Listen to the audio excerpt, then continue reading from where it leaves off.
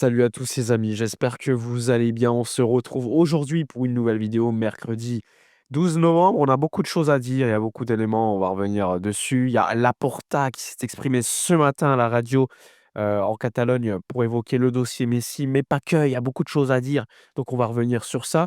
On va également évoquer donc une rumeur par rapport à Robert Lewandowski et le futur du joueur polonais, sans oublier d'autres informations. Mais juste avant, petit instant promotion, profitez de mon partenaire maillot pour acquérir des maillots répliques de bonne qualité. Je le rappelle, ce sont des maillots répliques. Vous pouvez avoir des écharpes, des maillots vintage. En ce moment, il y a vachement pas mal de promotions, donc profitez-en. Je vous mets tous les détails dans la description de cette vidéo. Donc faites-vous plaisir ou faites plaisir tout simplement à un proche. En tout cas, dans cette vidéo, je tiens avant de commencer à vous remercier pour les dernières vidéos. Vous avez donné beaucoup de soutien suite au travail notamment sur la traduction de l'interview de Lionel Messi. Je tiens particulièrement à vous remercier également pour le soutien sur Twitch ou encore sur toutes les plateformes, que ce soit par des abonnements, mais également les souscriptions. Ça me permet de continuer et à me développer aussi. Donc franchement, je tenais, avant de commencer la vidéo, à vous soutenir publiquement. C'est parti, on y va. Désormais, on commence, on évoque le sujet, Laporta, parce que ce matin, il s'est exprimé en effet, donc à Radio Catalunya, donc une radio, plutôt, suivie en Catalogne. Il s'est exprimé sur tous les sujets, que ça soit Lionel Messi, que ça soit également le stade, bref, pas mal de choses. Alors on commence. Première question, on lui a posé la question par rapport à l'équipe nationale, Lamine Yamal, tout ce qui se passe actuellement. Alors il a dit: «Nous avons informé dès que nous avons reçu le compte rendu du médecin belge qui l'a examiné». Alors comme vous le savez, j'en ai parlé lors de ma vidéo d'hier, il y a un médecin belge spécialiste concernant la pubalgie qui est venu à Barcelone pour ausculter Yamal et donc lui donner un traitement. Donc Laporta confirme que ça s'est bien passé comme ça et qu'après avoir donc effectué le traitement, le Barça a bien communiqué à la fédération espagnole, le traitement effectué. Donc, il le dit lundi, le spécialiste est arrivé, il a établi le diagnostic, a prescrit le traitement et tout s'est déroulé comme prévu. Barcelone souhaitait que le joueur soit au meilleur de sa forme et disponible et c'est ce qui s'est passé. Donc il explique qu'il y a communication avec la fédé espagnole, alors que la fédé espagnole disait qu'il n'était pas au courant de ce qui s'était passé par rapport à Yamal. Donc évidemment, comme d'habitude, c'est une petite guerre qu'il y a en ce moment entre la fédé et le Barça. L'objectif étant que le joueur soit au repos, donc il sera au repos, il va louper les 2 prochains matchs avec la sélection espagnole, ce qui est quand même plutôt intéressant pour le Barça et ensuite il sera de retour avec le Barça normal contre l'Athletic Club, lors du retour de trêve. On lui a également posé la question par rapport à Messi, je pense que c'est la chose qui vous intéresse le plus. On lui a déjà dit alors, est-ce que déjà vous étiez au courant que Messi allait visiter le stade? Alors il a dit: «Je ne savais pas que Messi venait, mais le Camp Nou est son stade, c'est sa maison».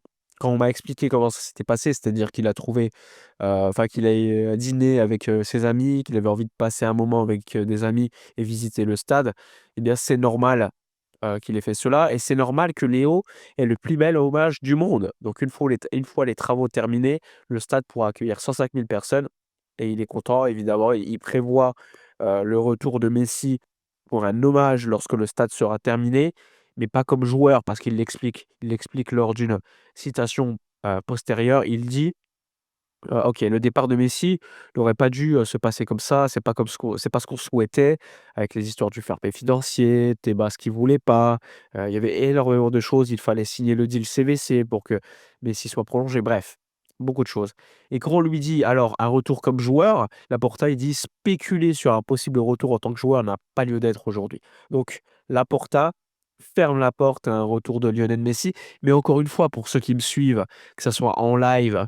D'ailleurs, il y a un live ce soir à 18h ou ceux qui me suivent sur mes différentes vidéos YouTube, ce n'est pas une surprise. Je vous l'ai expliqué. Il faut être réaliste. Messi a un contrat avec Miami.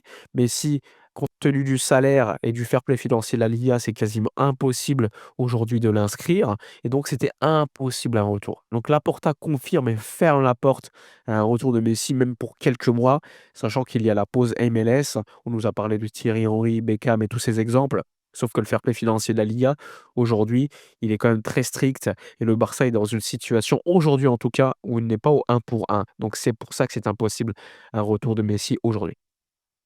Ensuite, on lui a posé la question sur Flick. Il a dit: «Moi, je vois Flick calme et motivé. C'est un homme qui vit le Barça intensément. Il a du caractère, de la sensibilité avec les jeunes joueurs. Je le vois très motivé. Il y a toujours de la tension quand tu es coach du Barça, mais il s'amuse». Donc ça, c'est également un élément importantissime, concernant Hansi Flick. Il continue de lui faire confiance, ce qui est totalement logique et donc c'est quand même une bonne nouvelle.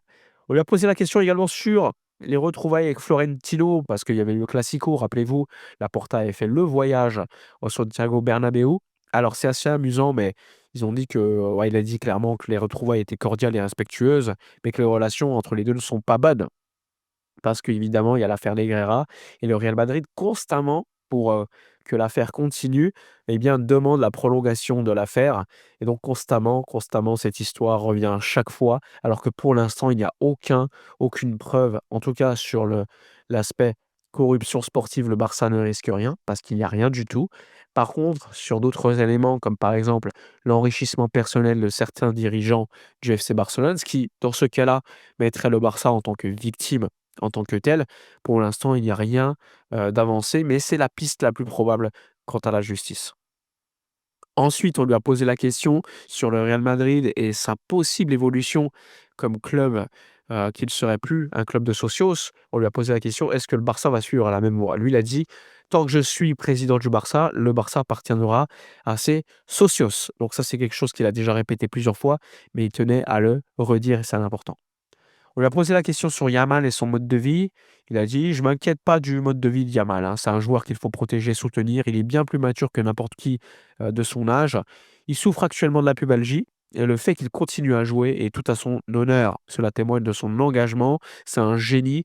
Nous devons le protéger, l'aider au quotidien, car il n'a pas atteint son plein potentiel, même si aujourd'hui, pour lui, c'est le meilleur au monde à son poste». Donc quand même, beaucoup de renforcement de l'image de Yamal du côté du Barça, ce qui est totalement logique et à mon avis, c'est ce qu'il faut faire et il faut le protéger. Après, on lui a posé la question sur le Spotify Camp Nou. Alors, il a dit, on lui a posé la question: «Est-ce qu'aujourd'hui le Barça peut jouer au Spotify Camp Nou?» Il a répondu: «Oui, on pourrait jouer devant 26 000 personnes, mais on préfère attendre. On ne fixe pas de date. L'objectif, c'est de revenir avec 45 000 personnes». Je vous l'ai dit, soit ça sera contre Bilbao, soit contre Alaves. Mon intime conviction, c'est plutôt Alaves, mais on verra lors des prochains jours et prochaines semaines l'annonce qui sera faite.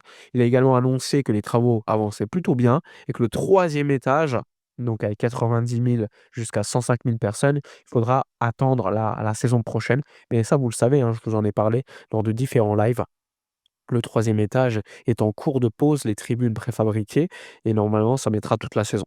Donc les 60 000 début janvier et 90 000 à 105 000 la saison prochaine. Sur, les élections, il a dit que pour l'instant, il ne pensait pas aux élections. Évidemment, il va se représenter, mais que pour le moment, il se concentrait sur la saison, sur le travail au jour le jour qu'il y a à faire à Barcelone et normalement, les élections devront, se dérouler entre mars et juin prochain avec un Laporta qui est vraiment très, très favori encore une fois, mais ce n'est pas une surprise parce qu'au niveau, on va dire, de l'opposition, il n'y a pas grand monde. Il y a Victor Font, mais sinon les autres personnes qui font face, à la Porta, pour l'instant en tout cas, n'ont pas l'air très, très, importants dans la sphère Barça, mais on ne le sait jamais, hein. Tout peut se passer assez rapidement à Barcelone. Il peut y avoir des alliances, des, candidats qui convainquent des anciennes légendes du Barça à rejoindre leur projet. En tout cas, on va suivre évidemment tout cela lors des prochains mois. Voilà pour faire simple pour l'actu de la journée. N'hésitez pas à donner votre opinion, à évidemment continuer à soutenir le travail en vous abonnant sur YouTube, mais surtout en donnant un like sur YouTube ou encore en vous abonnant à la page Twitch parce que je fais des lives quasiment quotidiennement et j'espère que vous êtes là pour discuter avec vous également et surtout pour soutenir le travail effectué tout au long de ces années. En tout cas, n'hésitez pas à profiter de mon partenariat maillot, tous les détails en description. Moi, je vous dis à la prochaine et d'ici là, comme d'habitude, portez-vous bien.